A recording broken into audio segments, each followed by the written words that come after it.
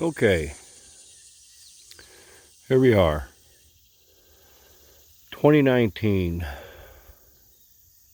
13 years after moving in here.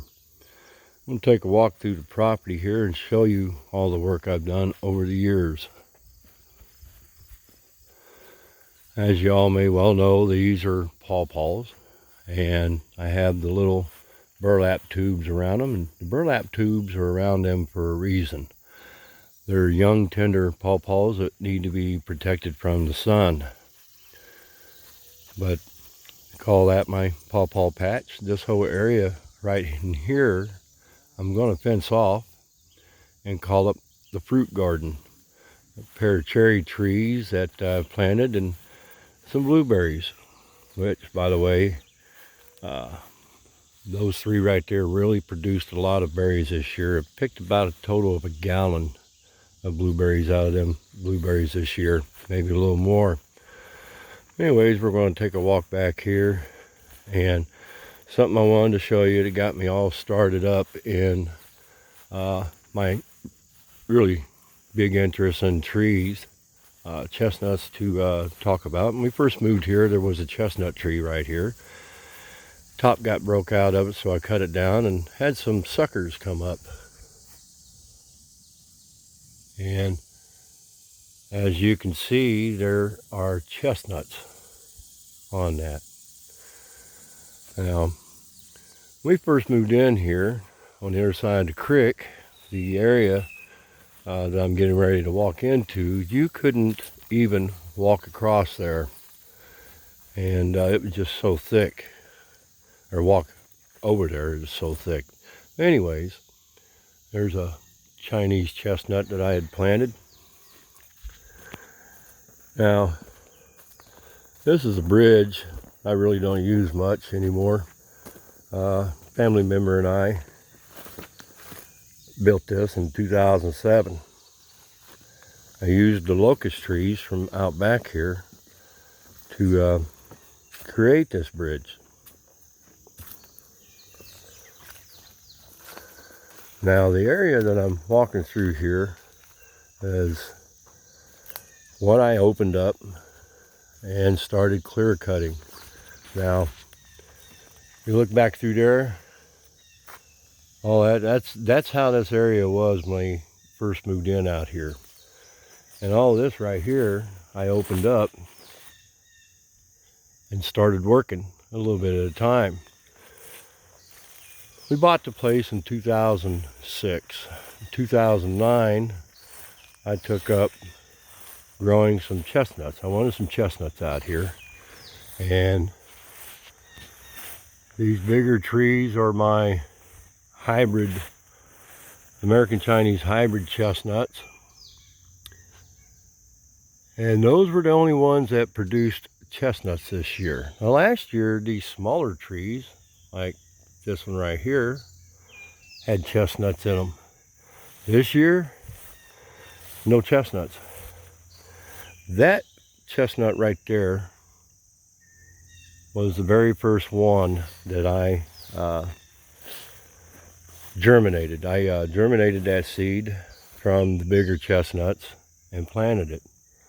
And it's the only one I have here that I've actually germinated myself. These other chestnuts were purchased through Morse Nursery, and had some bought at Walmart that come from, I guess, Chestnut Hills. They're Dunstan chestnuts. That's a Dunstan. There's a Dunstan. A Dunstan. I had a total of 10 Dunstan chestnuts that I've planted out here.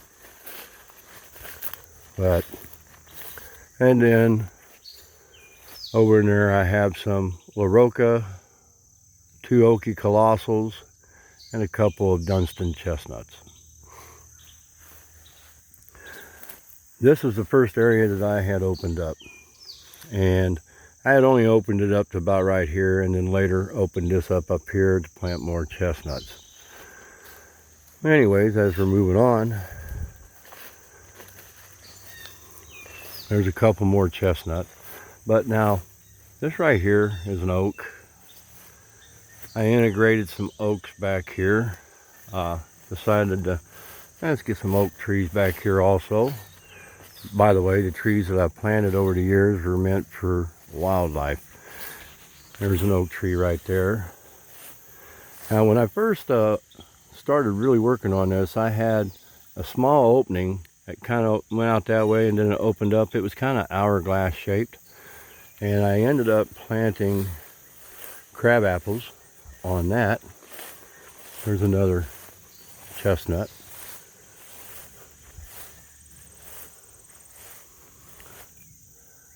Crab apple.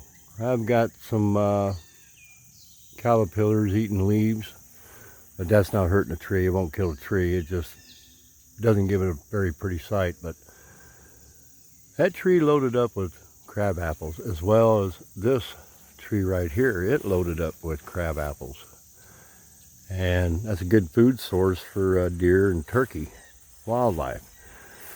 This one here's got crab apples in it as well, but not as many. They're about mid-sized crab apples. And there's some crab apples over there as well. Now, over here, 2017, I opened this up from about right here over is what I opened up in 2017. Once again, clearing out all the brush, the trees, grinding down the stumps, and I decided that this whole area right here would be persimmons, which 2017 was the first year that I planted persimmons in here. And the 2017 persimmons were purchased through Morse Nursery. Once again, that was my start. And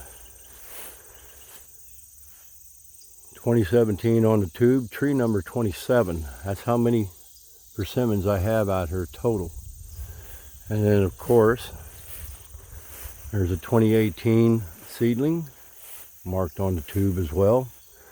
And I started that one there from seed. I germinated that seed myself, and this is my prize. I really like this. And by the way, that tree, once again, was only 4 inches tall when I planted it.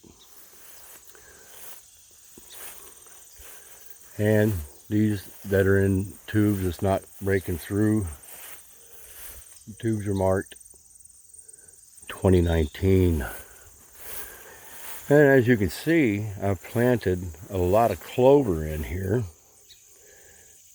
And that's to put the nitrogen into the ground for the trees. I mowed this about 2 weeks ago, and it's already coming up pretty strong. Let's keep moving on here. Excuse me. Now, there's some more crab apples. The one I got up there has got the red crab apples and they're loaded. It's the same kind of tree, but this tree right here, they're not as bountiful as the one back there.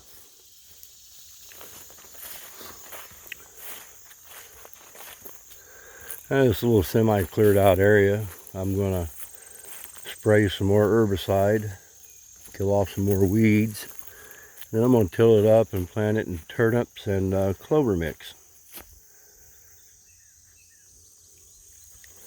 As far as planting trees back that way, I think I'm pretty much done. Now I'm going to hit another crossing over the creek that I created last year. Got the dirt from up there on the bank on the other side of the house, and turned out to be bank run. I drive across this with the tractor. Got ourselves a little access on the other side of the creek there. And continuing on, over here is another oak, Bodacious Burr, which I had purchased through Morse Nursery, Charlie Morse, the owner. And I was really pleased at how well this little oak tree has grown. I have some acorns in there. There's some more acorns.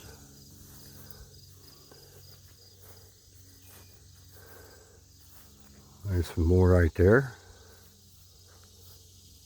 It's got itself a good bunch of acorns. We're going to continue on to this.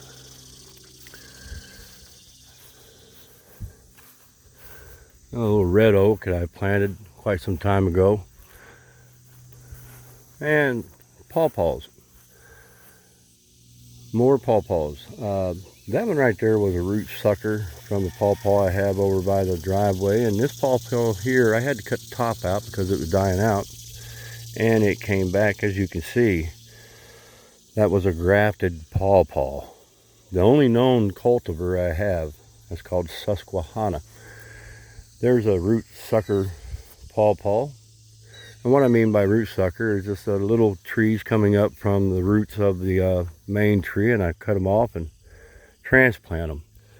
And then I have to mix them with other trees from different areas because they won't self-pollinate.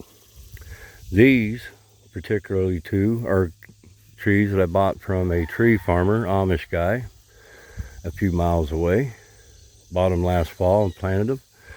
There's some more oak up through here.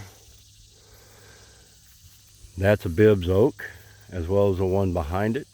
And these and these two close to me. Now, one of the first white oaks I planted is right there. That thing's been producing acorns every year for the last 4 years. This year it does not have one acorn in it. So I don't know what's happened. Anywho, man, look at the leaf on that oak tree. That is a big leaf. Now, right here, I have red oak that I planted, and that tree right there was the very first tree that I planted on the property. Found an acorn in the snow and stuck it in a flower pot in the house. It germinated, and I brought it out here and protected it. You hear that jar fly right there. There's another red oak. And then I'm going to just pan through here. Them's all white oak up through there. Different hybrid white oaks. With the exception of one red oak. It came up naturally and I chose to protect it, and it's doing very well. There's a good size apple tree that I'd planted, and it's got some apples in it. The apples turned out pretty good in this tree. They're not ate up with bugs that I can see. And you know, I didn't even spray that apple tree. Anyways, there's another pawpaw right here. Now this one right here, you can see the ground was roughed up. I put in fertilizer because it wasn't doing so well. This side right here, the leaves were yellow. But the whole tree was like that. And now I'm getting some of the color back into that tree. Let's just wait and see. Time will tell. There's one that I had planted last year and posted. It's about a 6.5, almost a 7-foot tree. I transplanted that from the driveway. I had a family member come over and help me. And it made it through what it was that I was after. I wanted a cross-pollinator for the one I just walked past. And it's got a few flower sets in it. Right there. That tells me that tree's going to have flowers in it next year. And there's another flower set. And of course, that one right there was a sucker shoot that I transplanted last year. And early this spring, deer came in and completely defoliated that tree. And man, it really rebounded, which by the way gives me an idea of something I'm going to try next year on some of the pawpaw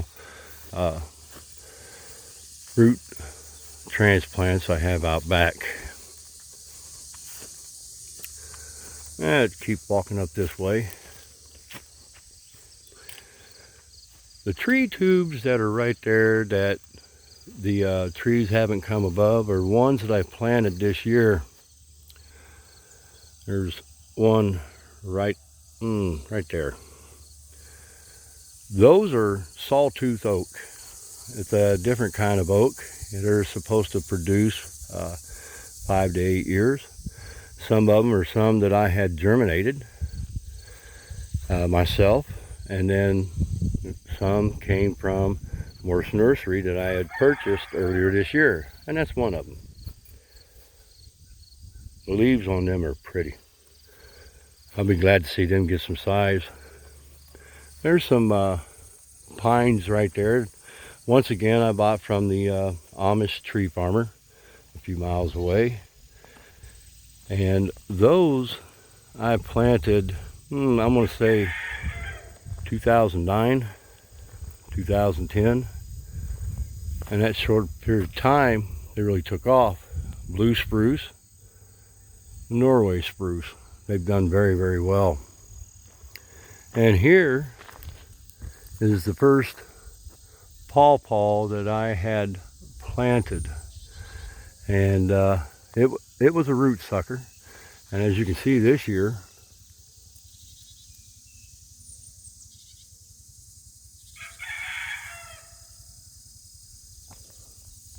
I got fruit. First year that it has had fruit.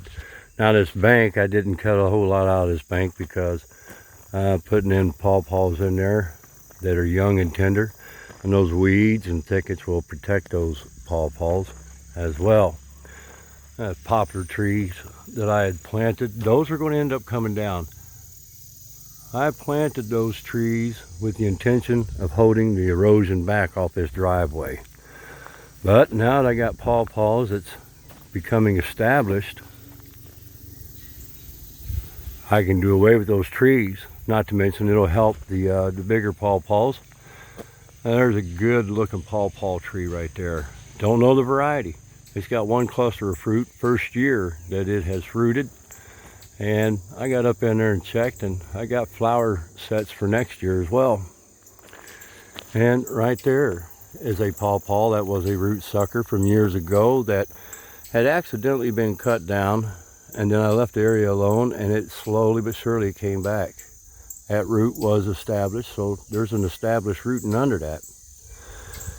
You see the orange rods that I have in the ground, those are marking pawpaws that are coming up voluntarily off the root system of that one particular pawpaw. It don't have flower sets in it, which I can see why. It doesn't get the full sun that it should be getting, but that's going to end up changing. You got the cat aggravating me. But anyways, that's my walkthrough. I just wanted to show the work that I've done over the years. I mean, we're talking over a decade of work. But if you like what you see, subscribe. My name's Jim. And don't forget to click on that bell for notifications. You have a God blessed day.